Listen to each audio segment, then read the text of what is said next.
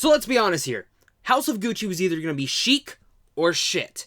Now here's the thing. Surprisingly, it's actually neither of those.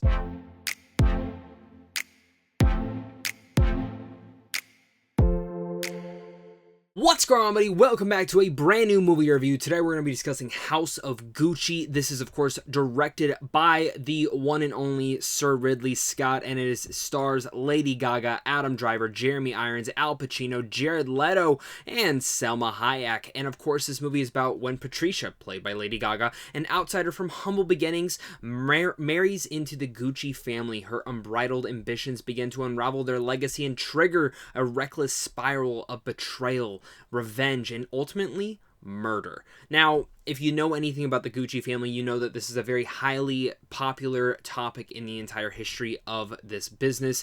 And, you know, for me, I was kind of interested to actually see how this was going to turn out. But like I've mentioned in the past, I'm not a big fan of Ridley Scott. I think a lot of his films can be a little bit overrated. But when he's great, he's great. I mean, look at Last Duel earlier this year. I loved it, and I think that's actually one of his best movies he's ever made. And I was hoping that he was going to have a second great film as well with House of Gucci. Now, I didn't hate this movie. I didn't love it. I liked it. And I think when it's a drama, it's just fine and enjoyable for what it is. But when it's a comedy, that's when it really goes off in its strides. I understand that this movie really isn't supposed to be a comedy. It's more of a crime dramatic thriller of some senses, but there are some moments in here that I absolutely thought were hilarious and probably shouldn't have been, and that's why I think this movie is so bad at times that it's so good. Even then, the dramatic elements were not bad. They were just fine. That's where I kind of have a lot of feelings on this movie and a lot of different thoughts, and overall I do think the movie is just fine. I think some people will absolutely love it, some people will absolutely hate it. That's where we're going to have all those great discussions down below in the comment section, because I want to hear your guys' thoughts, as well as making sure I want you guys to hit that like and subscribe button. If you enjoy talking movies on a daily basis, you are in the right place, because I also love talking movies. That's why I started this channel, so I'm happy to have you guys here. Make sure to hit that like and subscribe button, as well as comment down below your guys' thoughts. With any review, I love talking about the pros first, because that's the big things. I love film appreciation. That's why I want to start with House of Gucci and talk about my major pros. The big thing that I'm sure a lot of Gaga fans are wondering is, how is Lady Gaga? She is excellent. I loved her in A Star Is Born. I still contend she probably should have won that year for Best Actress, even though I was still really excited to see Olivia Colman win that year. Gaga is amazing in this movie, and it's really great to see, you know, in A Star Is Born, I know some people were like, whoa, she's pretty much playing herself. And here she is fully fledged into Patricia, and she is playing this character and embodies her in every sense of the way. You never really see Gaga in here. The only other thing I actually saw her was sometimes she reminded me of the little mouse from Zootopia, the little Russian mobster Italian one, or whatever the hell it was. It was a funny moment, which I really love in Zootopia. And if you haven't seen Zootopia, definitely check that out. Besides that little thought I had while watching the movie, I think Gaga is incredible in this movie, as well as going to Adam Driver, who again continues to give absolutely star power, powerhouse performances, and I think in here he is also great. He's never playing the exact same role. He's always in a different limelight, becoming the character and honestly completely forgetting. I don't know if he actually goes very much deeper into the character where he stays as the character throughout the entire shoot. If he does, I want to be surprised, but if he doesn't, I think that's actually even more impressive, because he very much becomes this man, and in every sense of the way, I totally forgot it was even Adam Driver. Speaking about the other actors in here, Jack Huston, Al Pacino, Jeremy Irons, Salma Hayek, they are all excellent in here, especially Al Pacino. This might be one of my favorite performances from Al Pacino in quite a while. My last favorite one was probably The Irishman, but this one's high up there as well. He is such a great actor, and I just want more Pacino in all these movies. One actor I haven't talked about yet, and there's been a lot of talk about this actor because of the transformation he went behind the scenes with the makeup and everything like that. Now, on the makeup side, I have to give full credit where credit is due. The makeup is insanely amazing in this film. Not just for Jared Leto's character in particular, Paulo, but everyone. The makeup, the costume design, the set design, the production design, all of it is intriguing, beautiful, and chic. Gucci. I mean, it feels all in there, and it builds up this entire family in such a way that you really much can believe it. And nothing ever deters or takes away. And again, even Jared Leto's makeup, it was never distracting for me. What was distracting, and I don't love Jared Leto. Like, some of his performances are excellent, some of them are just fine. This one in particular, I could not get it. I thought his accent was kind of laughable, and in a sense, he kind of reminded me of Mario and Luigi. There's a part where he goes, "Why? Why?" And literally, I'm not joking, sounded like Mario from Mario and Luigi when he goes, "Why?" And he like dies and jumps off the cliff, or however you play Mario.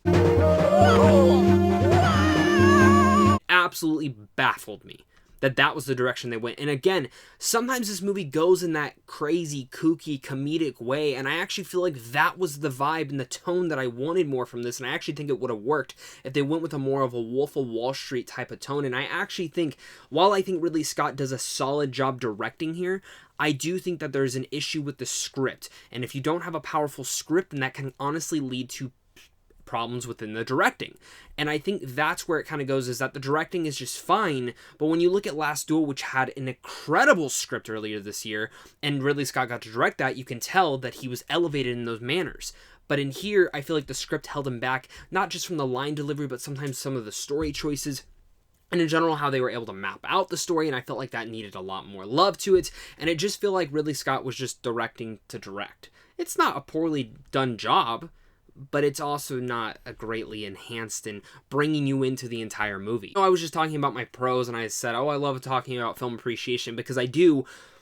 I still want to talk about that, but I did have to mention that con before we get a little bit deeper into that. Because one of my last pros that I really do have for here is I really dug the cinematography, the time period. They brought it all to life, and again, that goes from the technical aspect of it all, but I was very impressed to see that I was still intrigued with this movie overall, even if I was getting a little bit tired from the pacing, which I guess now let's get to my full cons on this movie. I think the film's too long. I actually think this movie may have worked with a, say, Martin Scorsese, or just a stronger script in his hands, or in general, making this a miniseries. This could have been a top-notch 10-episode, 8-episode miniseries on Netflix or HBO Max that would have absolutely intrigued me, and I would have been totally in for that. Because there are many things where it seems like scenes jump from scene to scene and jump from moment to moment to history, and sometimes it feels a little bit too much. You know, I can take away from the Jared Leto stuff and some of the things, but when it comes down to the script, you take out some of the weird lines, it feels like it just tonally clashes and it doesn't know what it wants to be. Does it want to be this straight serious drama? Does it want to be this kind of funny thing at times? Some of the music choices are even added into there as well, but again, my biggest issue was the way that it jumped from timeline to timeline, and it never felt that it sat on a sequence long enough. There were sequences where I was like, okay, I want a little bit more of this. Oh, we're already moving past that. There's sequences where I was like, okay, if we marinate, oh, no, we're already done. We didn't even marinate there. It needed time to breathe. And I know I said that this movie is too long, and that's where I go as far to say, even though it's too long and it needed more time to breathe, this film should have been either longer, which I don't wanted it to be because I already thought it was too long, but maybe it would have helped the pacing a bit with the story, or at least put it as a miniseries. It's a big, sprawling story that tackles years, and it definitely feels that way. House of Gucci isn't chic nor shit. It's just fine. I didn't love this movie, but I did love the performances from mostly everyone. Gaga is incredible in this. Driver is amazing. Al Pacino, I freaking adore, and he's amazing in this as well. Jeremy Irons is fantastic. Jack Hudson's good. Jared Leto, I definitely needed a lot more from him because it just reminded me of Mario the entire time watching it. I think the movie is just fine. The pacing is a little bit too dragged out, but I think it needed time to breathe.